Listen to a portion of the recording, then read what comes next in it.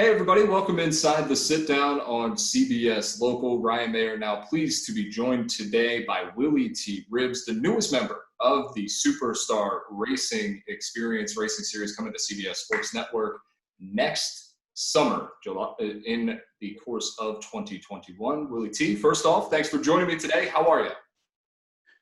Well, as Paul Newman used to tell me, I've got a pulse. That's all you need. That's all you need. You woke up today, and from there on out, it's a good day. And with those heavy breathers that I'm going to be racing against in the SRX series, you better have a pulse, because all of them are a bunch of bangers. That is for sure. Oh, they're all a bunch of bangers. That is for sure. And first off, just want to start with how you got involved in this series and what the conversations were like, what the communication was like back and forth to get to this point where now you're joining the series in its inaugural season coming up next summer. Well, last year I did an inaugural series called VROC, Vintage Race of Champions, which put, some legendary drivers like Al Unser Jr. and Bobby Labonte, who is in SRX, who's one of the all-stars. We raced against each other in VROC last year, and there was about 16 of us. I ended up winning the championship, and it's sort of I got a call from Ray Everham a couple of months ago, maybe longer, and he says, we are going to bring back IROC, only it's going to be called SRX, and a version of IROC, right, with International Race of Champions. So I told him I would definitely be on with it. He told me the lineup, and I was really interested when he mentioned the names that were proposed. I mean, it's like a Pro Bowl. Yeah. It's like a Pro Bowl. Yeah, I mean, that was my next question for you is what was it that interests you most? And from the sounds of it, it's the names that we already know up until this point, which is Bobby Labonte, Helio Castroneves, Tony Kanaan, Paul Tracy so far have been announced of that driver lineup. That's a stacked group and a stacked field for sure. And now including you in that only makes it more competitive and more difficult. Everybody you named are bad cats. Yeah. Okay. Right. And when you get a alley full of bad cats, you got fur going everywhere. So when he mentioned it, I was definitely on for it. I think it's going to be a great show because everybody. I mean, you look at the names you just called off. That's going to make for one hell of a show, and the fans are going to love it. Because like I said, we're on dirt. Two of the races are on dirt. Well, you know what happens when you're on dirt? You get dirty. Yep. Yeah. You Yeah.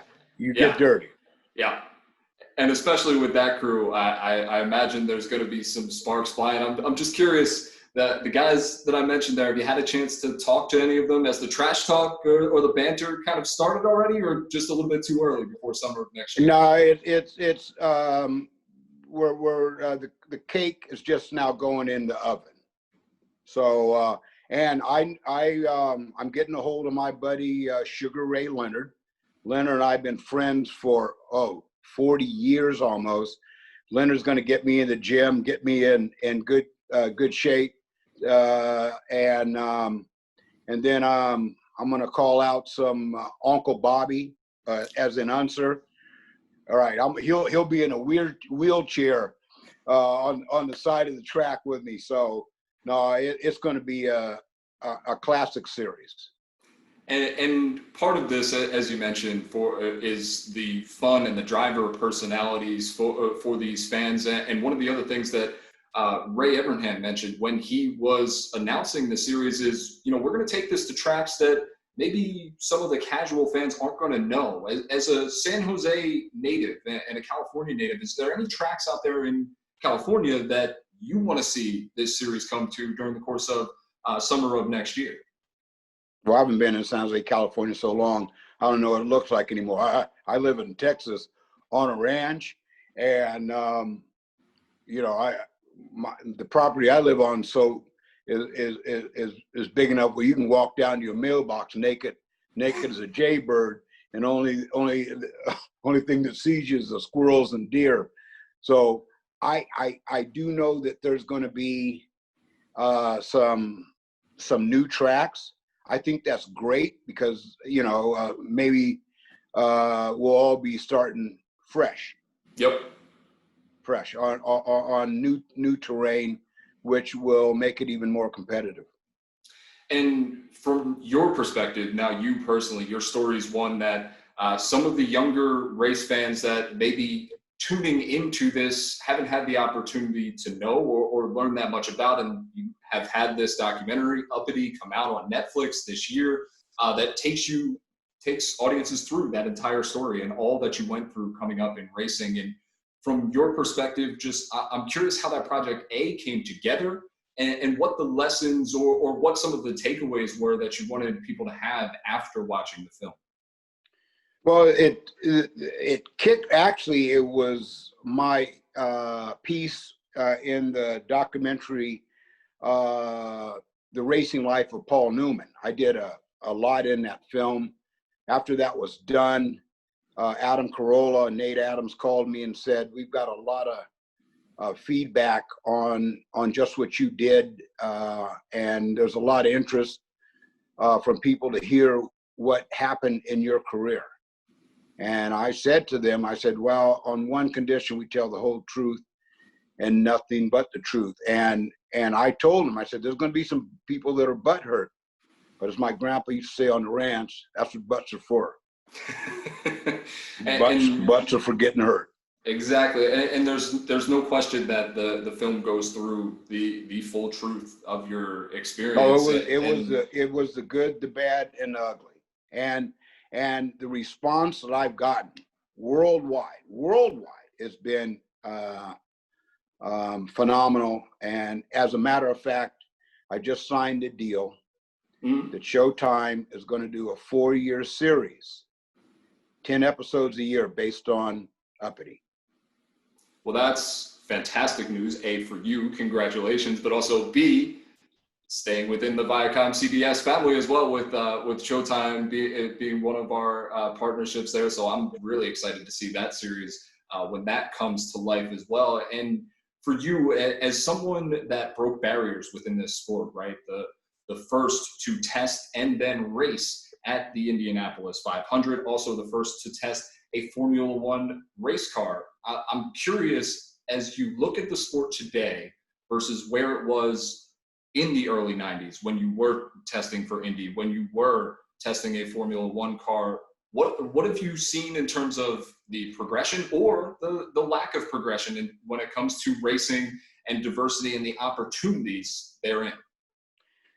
Not a lot. It's really sad. I raced in the Indy 500 30 years ago next year. It'll be the 30th anniversary. And there is not one African American in IndyCar.